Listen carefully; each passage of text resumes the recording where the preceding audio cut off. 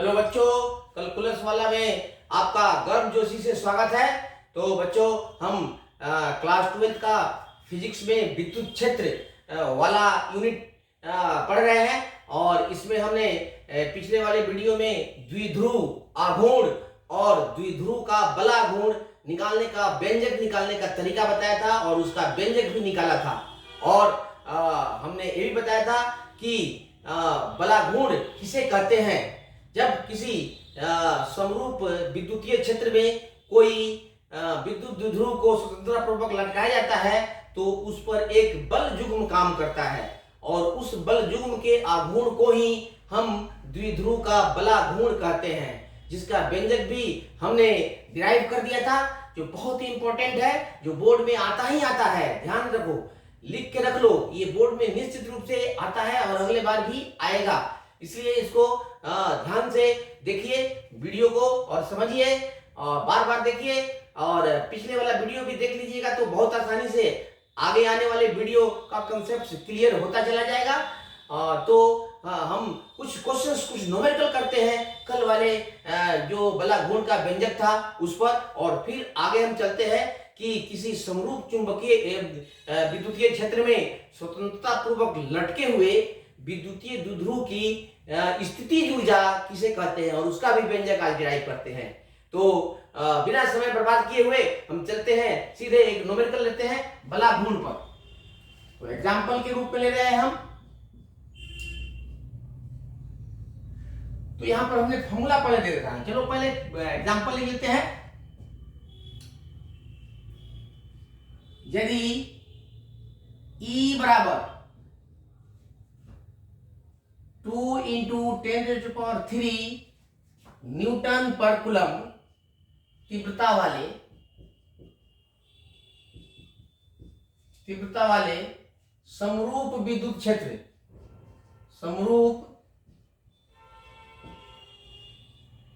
क्षेत्र में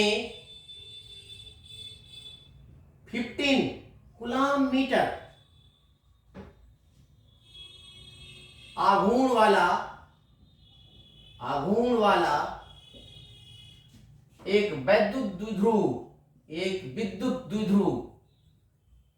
विद्युत द्विध्रुव ई से थीटा बराबर 30 डिग्री कोण पर स्थित है तो द्विध्रुव पर आरोपित टॉर्क यानी बलाघूर्ण का मान ज्ञात करें।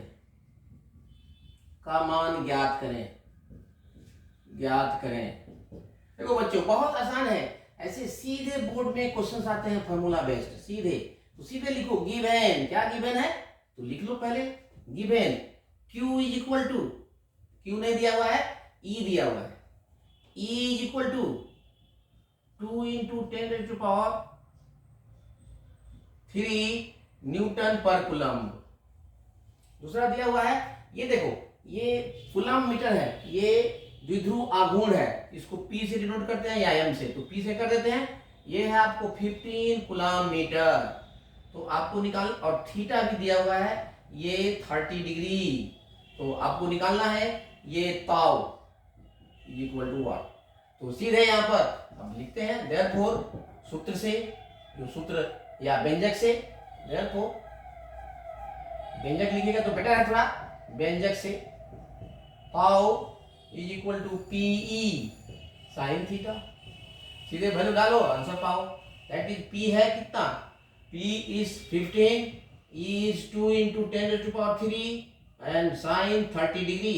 साइन 30 डिग्री का वैल्यू हाफ होता है, तो यहाँ 15 इंटू 2 इंटू 10⁻³ इंटू 1/2, ये 2 कैंसिल हो जाएगा, that is 15 into 10⁻³ that is 1.5 into 10⁻³ newton metre. देखो बच्चों, ये बला घूर्ण का एसआई मात्रक न्यूटन मीटर होता है, तो सबका एसआई मात्रक अंत में लिखना पड़ता है। तो ये रहा। एक और क्वेश्चन लेते हैं एग्जाम्पल से, देख लो इसको, बहुत आसान है। इसको बड़ा टी भी लिख सकते हैं, कोई परेशानी नहीं है। तो बहुत आसान सा न्यूमेरिकल होता है फिजिक्स का। अगर आप थोड़ा सा सावधानी रखिए, ठीक तरह से वीडियो देखिए और समझने का प्रयत्न करिए, तो बहुत आसानी से आप सीख जाइएगा और फिजिक्स पढ़ने में बहुत आनंद आएगा। Physics is very very interesting, it is full of enjoy and variety. So we know that, we all know that variety is the spice of life. थोड़ा बदल बदल के क्वेश्चन करते हैं, अलग अलग टाइप के, तो पढ़ने में और मजा आता है। सॉरी अब नेक्स्ट एग्जांपल लेते हैं। सॉरी,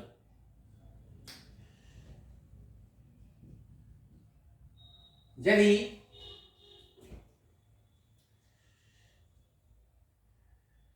50 न्यूटन मीटर का बला घूर्ण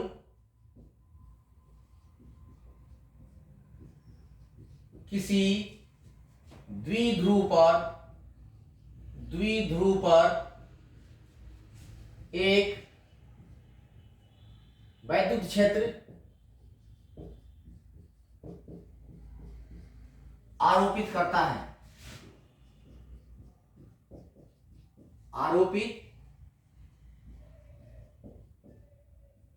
है, यदि द्विध्रुव का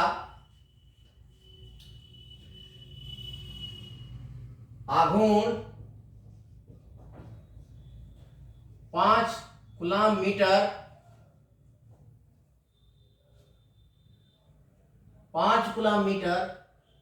एवं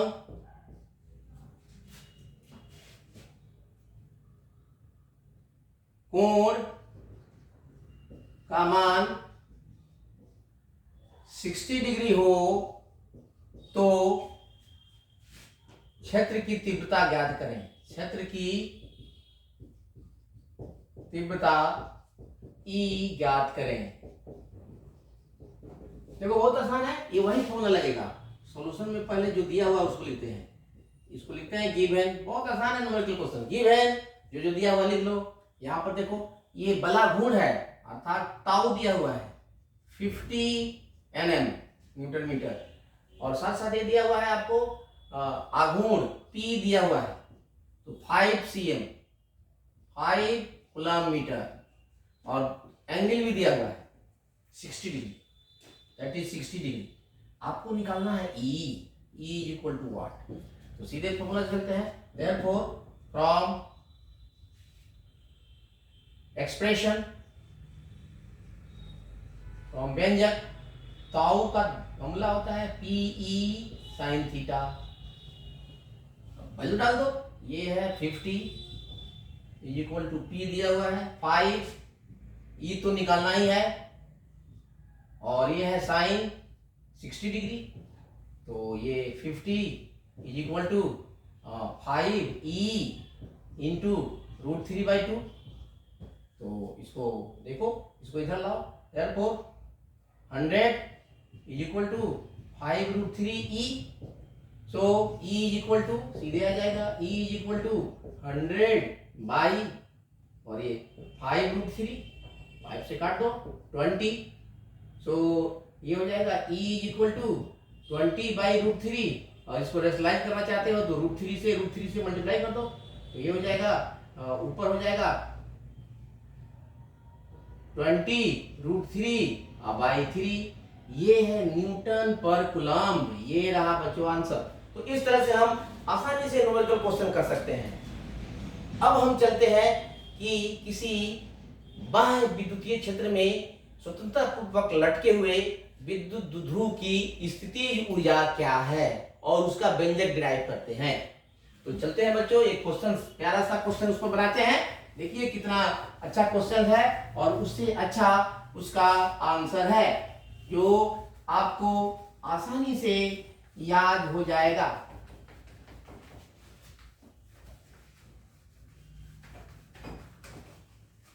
मिटा दें, मिटा दें या नहीं? ठीक है, मिटा देते हैं, कहते हो तो मिटा देते हैं। Okay, very good.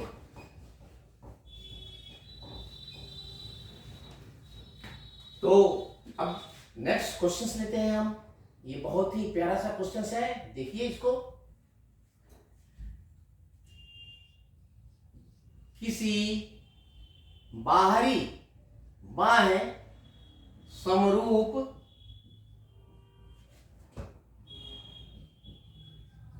विद्युत क्षेत्र में स्थित द्विध्रुव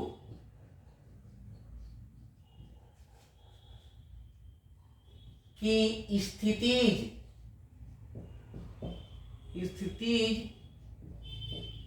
ऊर्जा को परिभाषित करें तथा इसका गणितीय व्यंजक प्राप्त करें। बच्चों ये बहुत ही इंपॉर्टेंट क्वेश्चन है, ये भी बोर्ड में श्योर एंड शॉर्ट है, ये आता ही आता है, इसलिए इसको ध्यान से देखिए। ये बहुत आसान है, इसमें हम कंसेप्ट यूज करेंगे बहुत सिंपल। देखो, ऊर्जा जो होती है एक प्रकार का कार्य है, ऊर्जा एक प्रकार का कार्य ही है। तो स्थिति ऊर्जा भी एक प्रकार का कार्य है जो स्थिति के कारण उत्पन्न होती है। किसी वस्तु में, मैकेनिक्स में आप पढ़े होंगे, यांत्रिकी में, कि किसी वस्तु में उसकी स्थिति के कारण जो ऊर्जा, जो कार्य करने की क्षमता होती है, जो ऊर्जा होती है, उसे उसकी स्थिति ऊर्जा कहते हैं। तो यहाँ पर हम किसी विद्युतीय क्षेत्र में जब हम किसी द्विध्रुव को लटकाएंगे तो वह उसकी दिशा में एलाइन हो जाएगा, उसी दिशा में स्थिर हो जाएगा। यदि हम उसको कुछ जबरदस्ती बाई फोर्स अप्लाई करके उससे ई की दिशा से थीटा कोण से घुमाते हैं तो वह उसका विरोध करेगा। अब विरोध करेगा तो हमको जबरदस्ती कुछ ना कुछ काम करना पड़ेगा।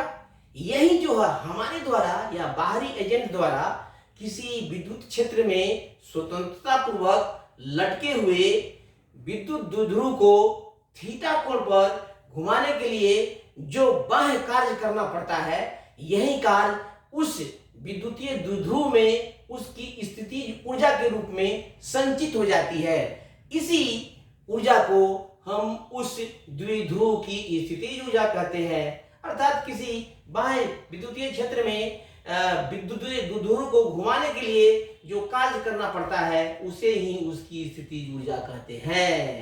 Very good. तो देखिए यहां पर फिर डिफाइन करते हैं। अब इसका तो आंसर लिखेंगे हम, क्योंकि थ्योरेटिकल क्वेश्चन है बच्चों। तो देखिए यहां पर,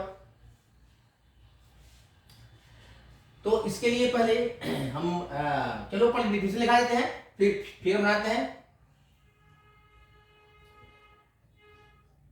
जब कोई विद्युत द्विध्रुव किसी बाहरी विद्युत क्षेत्र में स्वतंत्रता पूर्वक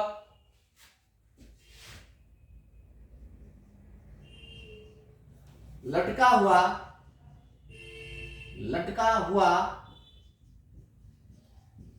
होता है तो वह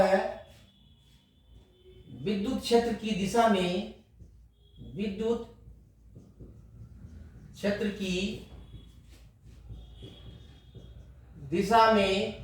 स्थिर होता है।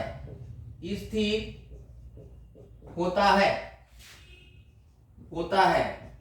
अब इस स्थिति से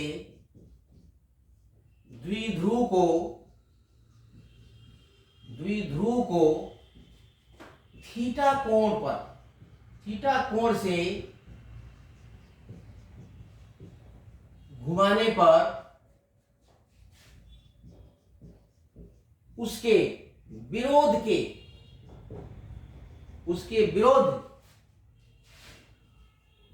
के विपरीत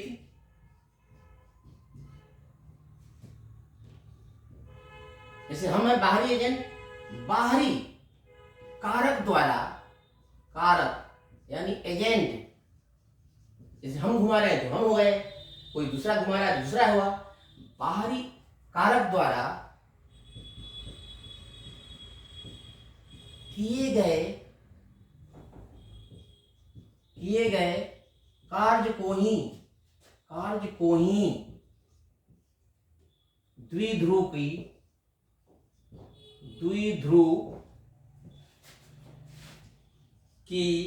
विद्युत स्थितिज ऊर्जा कहते हैं। विद्युत स्थितिज ऊर्जा कहते हैं जो द्विध्रुव में संचित होती है।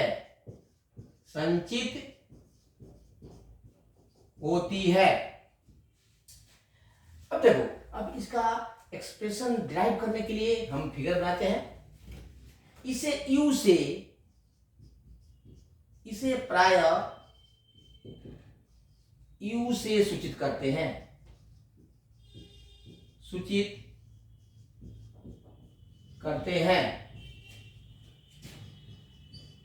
जिसका व्यंजक निम्न प्रकार प्राप्त करते हैं। अब इसका व्यंजक प्राप्त कर लें, बहुत आसान है। नोट्स बनाइए और जल्दी जल्दी थोड़ा लिखिए, बहुत आसान है ये। चलिए लिख जाइए, मैं हट जाता हूं। ठीक है बच्चों, बहुत इंपॉर्टेंट क्वेश्चन है ये, बहुत इंपॉर्टेंट बोर्ड मॉडल है,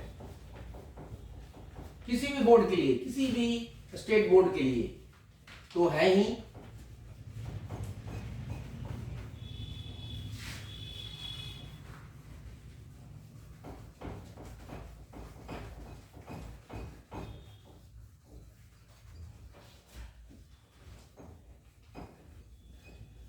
अब इसका जो हम व्यंजक ड्राइव करेंगे उसमें हम किया गया कार्य, द्विध्रुव को घुमाने में किया गया कार्य, तो यहाँ देखो, यहाँ किसी विद्युत क्षेत्र में लटके हुए द्विध्रुव में कोई स्थानांतरीय गति नहीं होती है, उसका विस्थापन एक जगह से दूसरे जगह नहीं होता है, बल्कि वो अपने केंद्र पर घूमता है, तो इसमें घूर्णन गति होती है।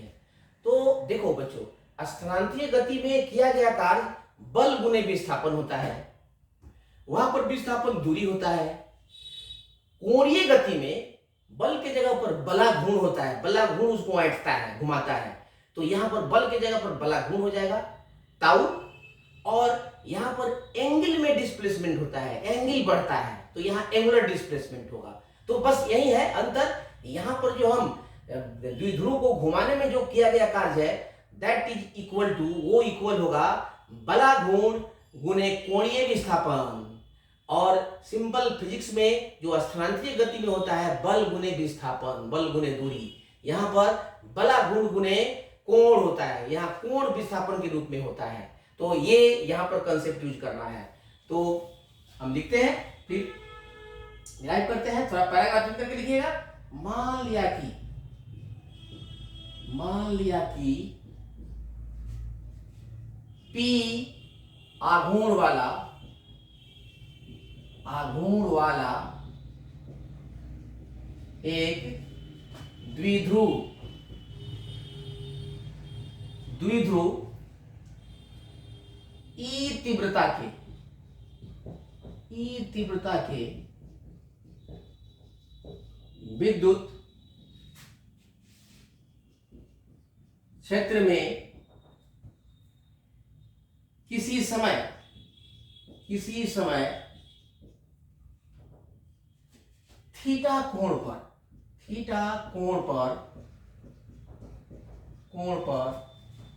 स्थित है।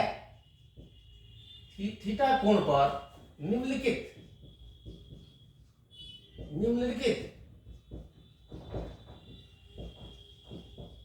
चित्रानुसार स्थित है। देखिए यहां पर हम बनाते हैं फिगर को हमेशा राइट साइड में बनाना या मिडिल में बनाना, लेफ्ट साइड में बिल्कुल नहीं बनाना। That is not the right way in science.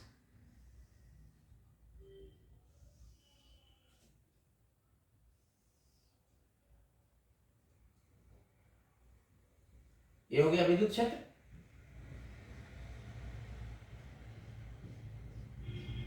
मान लीजिए यहां पर कोई विद्युत द्विध्रुव है ए बी, इसका केंद्र है वो, और ये थीटा कोण पर है। ठीक है, अब थीटा कोण पर होता है और इसका आघूर्ण है P है और इसकी तीव्रता E है। तो इस स्थिति में इस पर एक बला घूर्ण कार्य करता है, स्थित है। तो ऐसी स्थिति में द्विध्रुव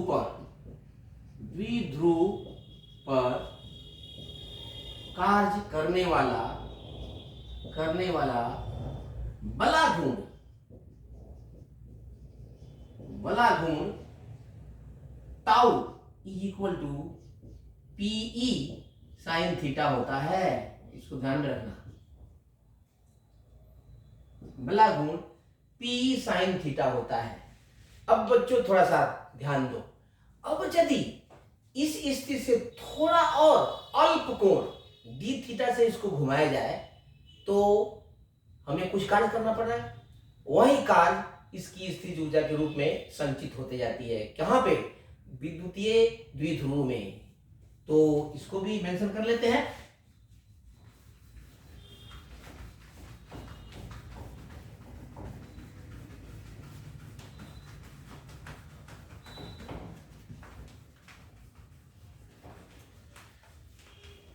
अब इसकी कोई आवश्यकता नहीं है, अब इसको हटा देते हैं।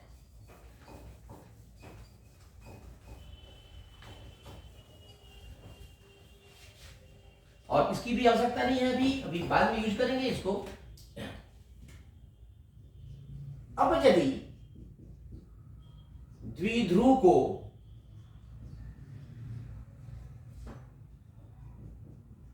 थोड़ा और डी थीटा कोण से घुमाया जाए तो किया गया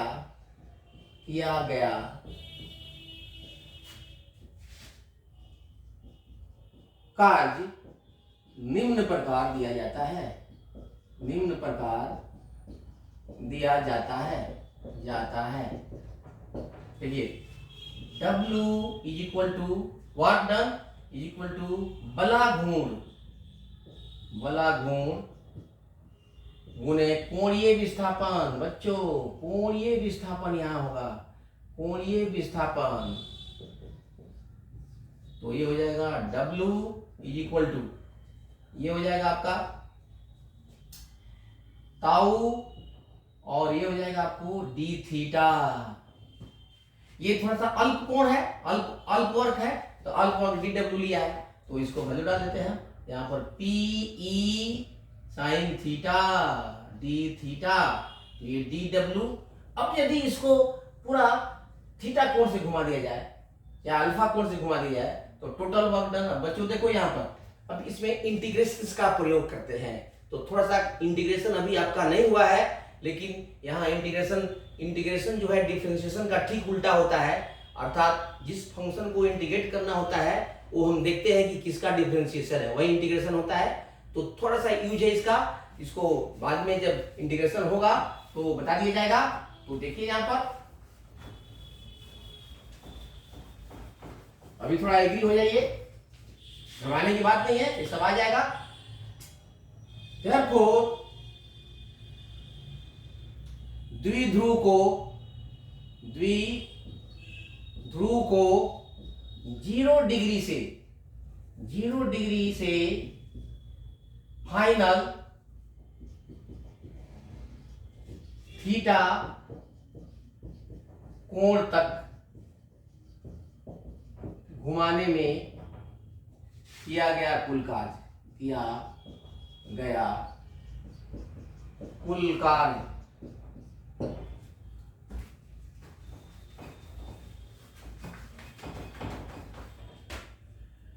W बराबर, इसका इंटीग्रेशन से करते हैं, यहाँ P E sine theta D theta, और यहाँ लिमिट डालते हैं 0 to थीटा। बच्चों सिर्फ P कांस्टेंट है, साइन थीटा किसका डिफरेंशिएशन है, माइनस कॉस थीटा का, तो डाल देते हैं ये PE और यहाँ हो जाएगा ये माइनस कॉस थीटा, और लिमिट डालते हैं यहाँ पर 0 to थीटा। अब इसका वैल्यू होता है upper limit value minus lower limit value, तो रखेंगे तो ये आ जाएगा PE और ये आ जाएगा, पहले इसमें थीटा के बदले माइनस कॉस थीटा डाल दिया, थीटा के बदले थीटा और फिर माइनस लिखा और फिर डाला ये आपका, फिर माइनस कॉस थीटा की जगह पर 0 और कॉस 0 बच्चों जानते हैं 1 होता है, कॉस 0 इज 1 होता है, डिग्री है। तो यहां पर हो जाएगा ये PE और ये हो जाएगा माइनस कॉस थीटा और माइनस माइनस प्लस, ये होता है 1। तो इस तरह से ये किया गया कार्य PE into 1 minus cos theta, इसको ऊपर आ जाते हैं, बहुत ही इंपॉर्टेंट एक्सप्रेशन है, तो इसको मैं कंक्लूड कर देता हूं। Therefore W is equal to PE 1 minus cos theta, जो थीटा कोण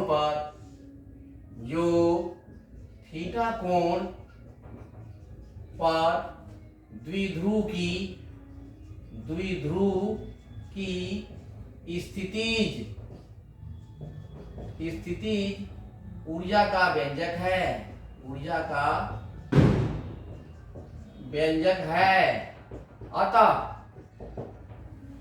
अब W के जगह पर U लिख लेंगे, U is equal to PE 1 minus cos theta, यही स्थिति जुड़ जाएगी, याद रखिए इसको, ये बहुत इंपॉर्टेंट है। अब इसके 2-3 केसेस और होते हैं, हम बताएंगे इसको, उसका न्यूमेरिकल क्वेश्चन भी बताएंगे। तब तक के लिए बच्चों बस इतना ही, और फिर मिलते हैं अगले वीडियो के साथ, तब तक के लिए गुड नाइट।